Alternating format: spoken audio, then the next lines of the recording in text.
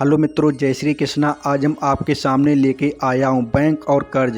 Video अच्छा लगे तो वीडियो को लाइक करें और चैनल को सब्सक्राइब कर देना। मित्रों, मनोहर कई दिनों से बीमा कंपनी के चक्कर लगा रहा था।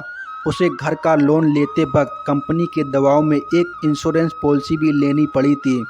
उसे बताया गया था यदि किसी कारण से वह नहीं रहता है या उसकी नौकरी नहीं रहती है तो उसे महीने की किस्त से छुटकारा मिल जाएगा। पहले तो वह तैयार नहीं हुआ क्योंकि उसे लग रहा था यह सब फालतू बातें हैं। बैंक वाले किसी का पैसा नहीं छोड़ते, ज़रूरत पड़े तो प्रॉपर्टी भी नीलाम कर देते हैं, वह भी डंके की चोट पर।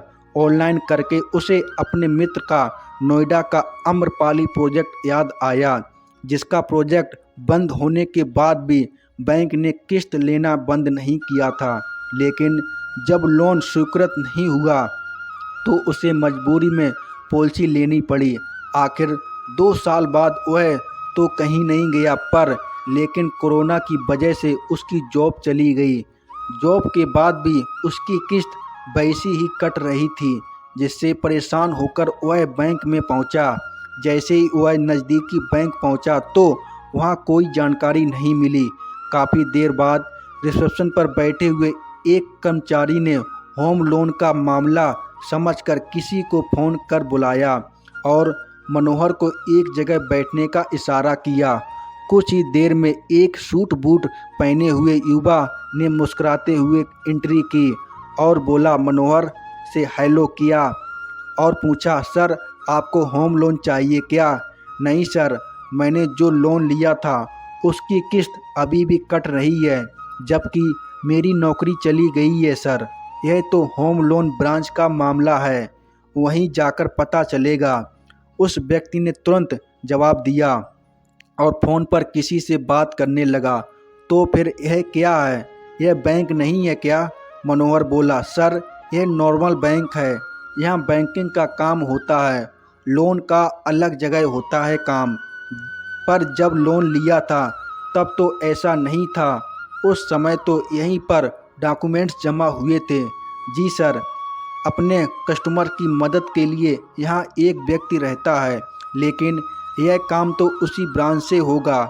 आखिर ब्रांच का एड्रेस लेकर मनोहर वहाँ से निकल गया। उसने सबसे पहले उस व्यक्ति को कॉल किया जिसने उसके घर पर आकर डॉक्यूमेंट्स वेरिफिकेशन किया था।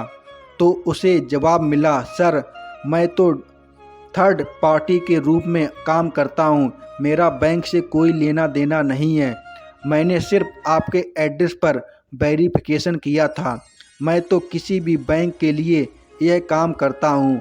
मनोहर ने तिल मिलाते हुए फ़ोन काटा और उसे कॉल किया जो ऑफिस में डॉक्यूमेंट्स वेरिफिकेशन करने आया था। वहाँ से भी जवाब मिला, सर हम तो चैनल पार्टनर हैं, सिर्फ वेरिफिकेशन करते हैं, हमारा बैंक से कोई लेना देना नहीं है। आखिर गुस्से में मनोहर स्कूटर स्टार्ट कर उसी ब्रांच को खोजता हुआ वहां जा पहुंचा।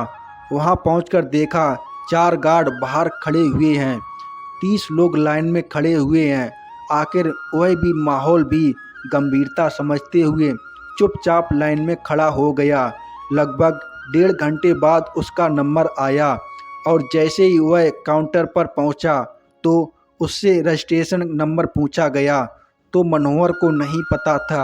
आखिर थोड़ी परेशानी के बाद उसके मोबाइल नंबर से उसकी प्रोफाइल खोजी गई, जिसका एक प्रिंट उसके हाथों में देकर सामने बैठे और अपनी बारी आने तक इंतज़ार करने को कहा गया। मनोहर चुपचाप बैठा देखता रहा। वहाँ हर व्यक्ति परेशान सा दिख रहा था। किसी से पेनाल्टी वसूली गई तो किसी से प्रोसेसिंग फीस, किसी से क्लोजर फीस तो किसी का कुछ और मामला था। सभी गुस्से में थे, लेकिन अंदर घूम रहे 4 बड़ी बड़ी मूंछों और बंदूकधारी गार्ड को देखकर कुछ कह नहीं पा रहे थे। मनोहर भी सोच रहा था, इतने गुंडे तो हमारे विधायक ने नहीं पाले जितना बैंक पालता है। आखिर मनोहर का नंबर आ ही गया। वह चैम्बर में गया तो सामने वाले प्रतिनिधि ने पूरा मामला गंभीरता से सुना और सुनने के बाद जवाब दिया, सर यह मामला तो इंश्योरेंस कंपनी का है, उससे बात कीजिएगा। हमारे यहाँ तो आपको पेमेंट करना पड़ेगा।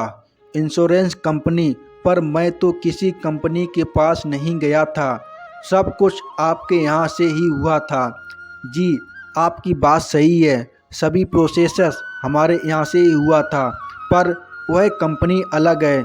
हमारा उनके साथ कोलैबोरेशन है ताकि ग्राहक को परेशान ना होना पड़े। मनोहर ने चारों तरफ देखा, गुस्से में था लेकिन आसपास देखकर चुपचाप बोला, उस कंपनी का नाम और पता लिख दीजिएगा। जी पता आपको नेट पर मिल जाएगा। यह कहते हुए नाम लिखकर मनोहर को दे दिया। अरे यह तो आपके ही बैंक का नाम है।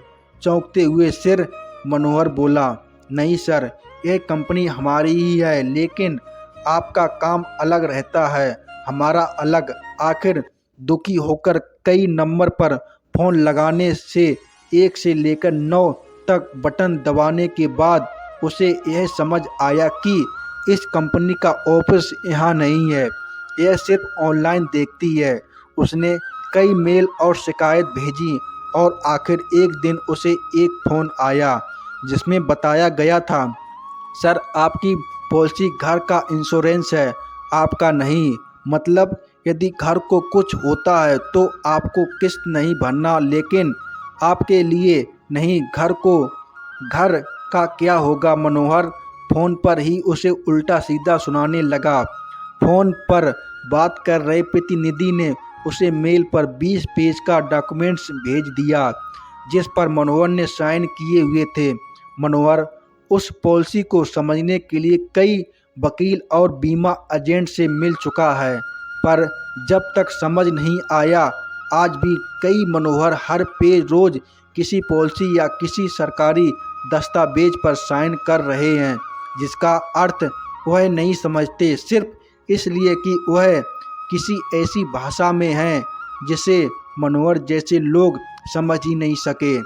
यह सभी फॉर्म ऐसे वकीलों द्वारा बनाए जाते हैं जो खुद ऐसे दूसरे फॉर्म का अर्थ नहीं समझ पाते।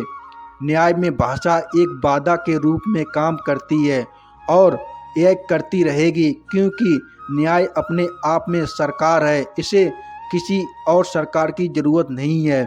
मित्रों, अगर आपको वीडियो में कुछ नया सीखने को मिला हो तो वीडियो को लाइक करें और चैनल को सब्सक्राइब कर देना मित्रों, और कमेंट करके बताना हमारा ये वीडियो आपको कैसा लगा। जय श्री कृष्णा, राधे राधे।